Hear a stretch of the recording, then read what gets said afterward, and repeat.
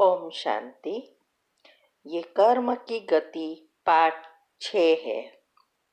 हमने last topic में देखा कि नसीब क्या है और पुरुषार्थ क्या है, और बताया था कि रामायण हम बहुत बार सुनते हैं, लेकिन हमें कभी भी इसका अर्थ समझकर जीवन में धारण करने का पुरुषार्थ नहीं किया, समझने का प्रयत्न ही नहीं किया।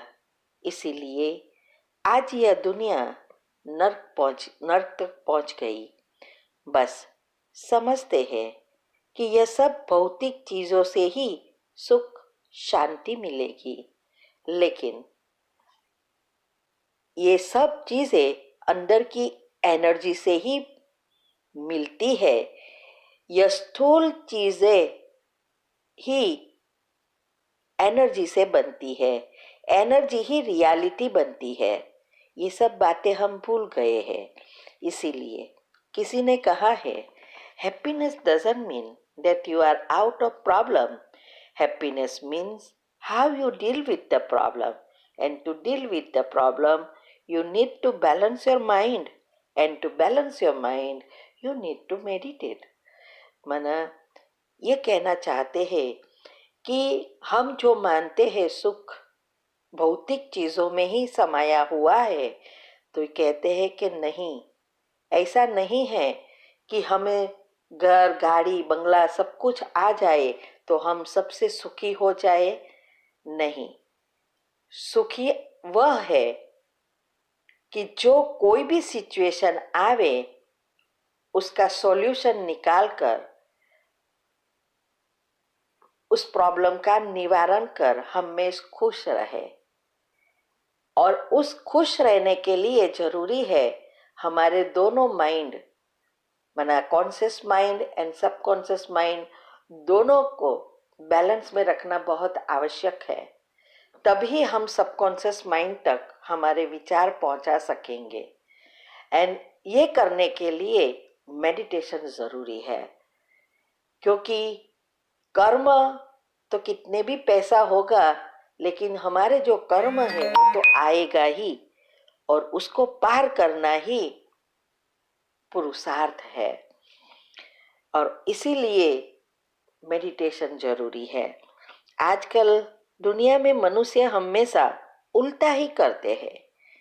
जहाँ पुरुषार्थ करना है वह नसीब पर छोड़ देते हैं, और जो नसीब पर प्राप्त होता है उसमें हमेशा असंतुष्ट रहकर ज्यादा पैसा कमाने के लिए, सुख प्राप्त करने के लिए पुरुषार्थ करते हैं, और सारा दिन इसके पीछे घूमते रहते हैं, अंदर से खोखले होते जाते हैं, और बीमारियों का घर होता है। और भविष्य के लिए भी नया जो भाग्य है, इसके लिए भी हम पाप ही बांधेंगे ना, तो वह पाप कर्म ही संचित में इकट्ठे होते रहते हैं।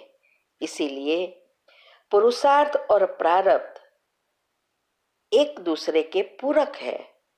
जो कोई कर्म हम करते हैं वह संचित में जमा होते हैं, और वही प्रारब्ध देने को तैयार होते हैं, और वह भोगने के लिए आत्मा को जन्म लेना पड़ता है। पुरुषार्थ ही पककर प्रारब्ध बनता है। प्रारब्ध फल रूप में इस जन्म में सुख दुख प्रदान करता है, और पुरुषार्थ भविष्य सृष्टि को रचता है, अर्थात भविष्य बनाता है, नया भाग्य बनाता है। हम अपने कर्मों से ही सुख या दुख भोगते हैं। न कोई किसी को दुख दे सकते, न किसी को सुखी कर सकते हैं। हम अपने कर्मों पर ही सब आधारित है, माना सब अपने कर्मों पर ही आधारित है। इसीलिए कहते हैं man is the architect of his own Fortune, माना मनुष्य अपना भाग्य खुद ही बनाता है। भाग्य का रचता है। तो सवाल यह होता है कि सब कर्म के नियम जानते हुए भी क्यों उल्टा कार्य करते हैं, मना क्यों इस नियम को उल्टा समझते हैं? उसका कारण यही है कि कर्म के नियम के बारे में ये दो बातें हम सुनते आए हैं। जब हम छोटे थे तब से ये सुना है कि भगवान ही सब कुछ करता है, भगवान की मर्जी से ही सब कुछ होता है, उसकी इच्छा के बिना तो एक पत्ता भी नहीं हिलता। और दूसरा सुनते आए हैं, जैसा कर्म करेंगे वैसा ही फल पाएंगे। तो यह बातों को समझना है। अगर भगवान सब कुछ करते हैं तो क्यों किसी के बच्चा जन्मते ही मर जाता है? किसी के बच्चे बड़े होते हैं, उसको पढ़ाया लिखाया काबिल बनाया और नौकरी करने के समय आया, जवान हुआ तो मर गया। कभी कभी शादी हुई, मर गया। बच्चे छोटे हैं तो कोई आधार नहीं रहता। कोई कन्या सुबह घर से निकली और रास्ते में उसके साथ ऐसा बुरा हुआ जो हम सोच भी नहीं सकते। कोई किसी का खून कर देता है, किसी को ज्यादा सुख तो किसी को ज्यादा दुख मिलता है, किसी को कम पैसा किसी को ज्यादा, कोई रोगी कोई निरोगी। तो ऐसा कैसा हम सबका भाग्य हो सकता है? अगर भगवान सब कुछ करता है तो वो तो सबको सब समान देगा ना। अगर दुनिया में भी हमारे बच्चे होते हैं तो हम सब बच्चों के लिए एक समान ही सब कुछ देंगे ना। किसी के लिए अच्छा सोचे, किसी के लिए बुरा सोचे, किसी को अच्छा पढ़ाए, किसी को अच्छी अच्छी पालना दे, किसी को ना दे। ऐसा सोचेंगे कि ये बच्चा जल्दी मर जाए, ये बच्चा रोगी रहे, ये बच्चा प्रेसिडेंट बने, ऐसा कभी नहीं सोचेंगे ना। अगर हमें भगवान भी हमारा बच्चों का भाग्य लिखने कहे दे कि भाई चलो आपके बच्चे का भाग्य आप लिख दो, तो हम क्या लिखेंगे? कभी लिखेंगे कि ये रोगी हो या इसको प्रॉब्लम हो नौकरी में? कोई भी प्रॉब्लम लिखेंगे नहीं ना। सब कुछ अच्छा अच्छा सबके लिए, ऐसा नहीं एक के लिए अच्छा दूसरे के लिए खराब, सबके लिए समान सोचेंगे। एक नख में भी रोग ना हो, नख जितना भी दुख ना हो, ऐसा लिखेंगे ना। सबसे श्रेष्ठ लिखेंगे भाग्य।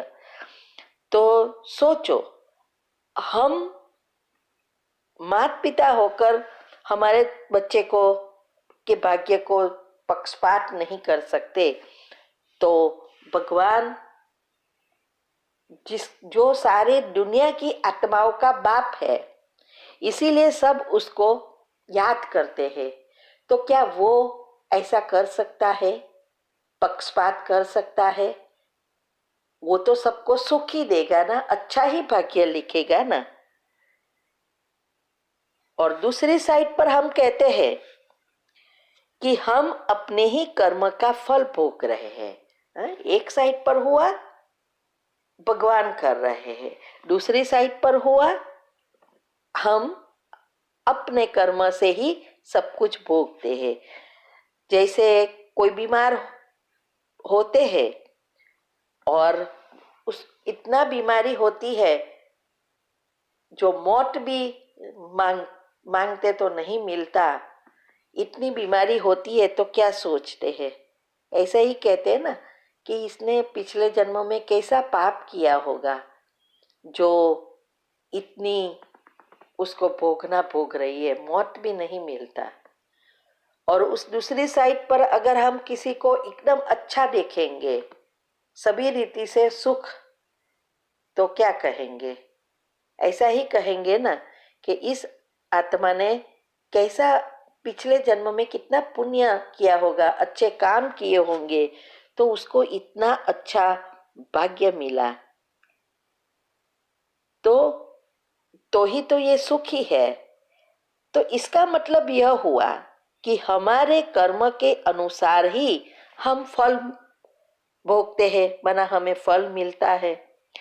तो यह दोनों बातों में आप जमीन का अंतर है। एक है जो कुछ होता है इसमें हमारा कोई दोष नहीं है, और दूसरी जो कहावत है इसमें यह हुआ कि जो कुछ होता है हमारे खुद के कर्म की वजह से ही होता है। तो ये बहुत ही गुह्य समझने की बातें हैं। ये समझते नहीं है, ये ना समझन ही अज्ञानता है। इसीलिए दिन प्रतिदिन पाप बढ़ते ही जाते हैं, क्योंकि किसी को भी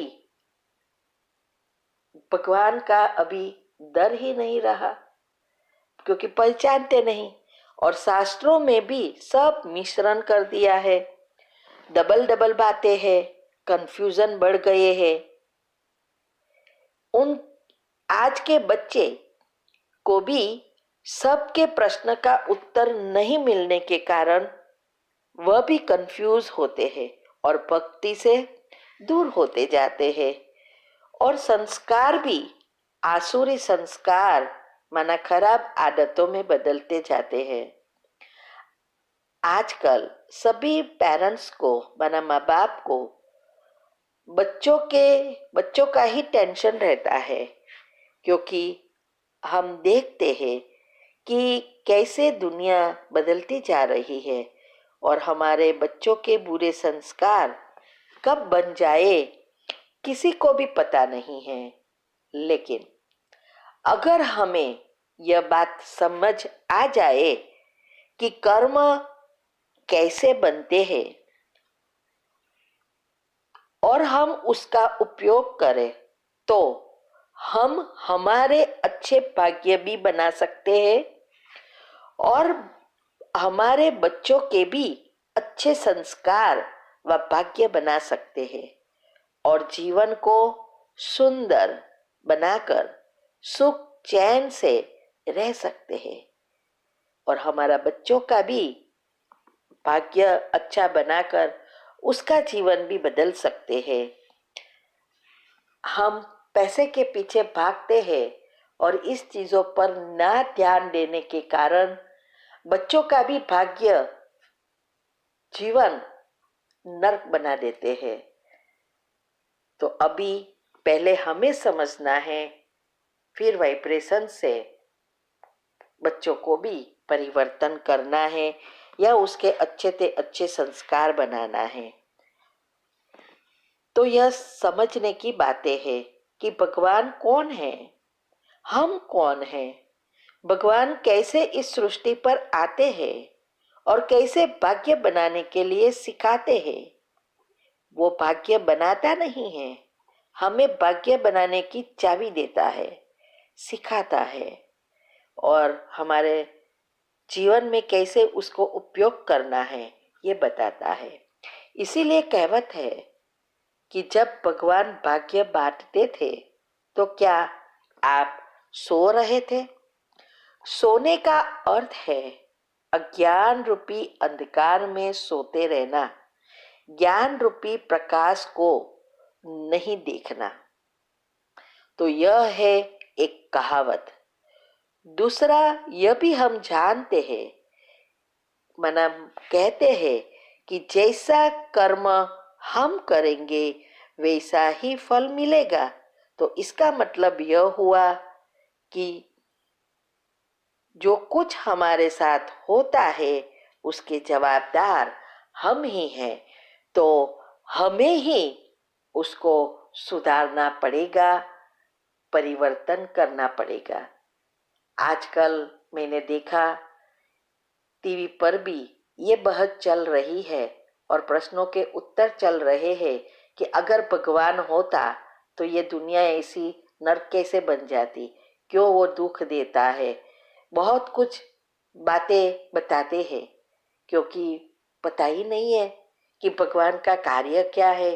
पर ये सब बातें समझना है और जीवन में उसका उपयोग करना है। तो हम अगले में देखेंगे, अगले टॉपिक्स में, कि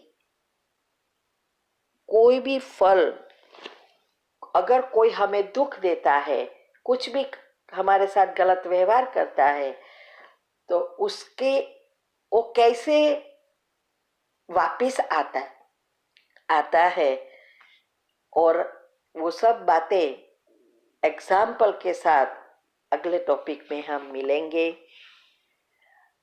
और ये सब बातें सबको फॉरवर्ड करो। वैसे भी सबको फॉरवर्ड करना बहुत अच्छा लगता है, तो ऐसी अच्छी अच्छी बातें फॉरवर्ड करो जिससे कई लोगों को का जीवन परिवर्तन हो जाएगा और हम भी इस पुण्य में भागीदार बन सके। तो फॉरवर्ड करो, सब्सक्राइब करो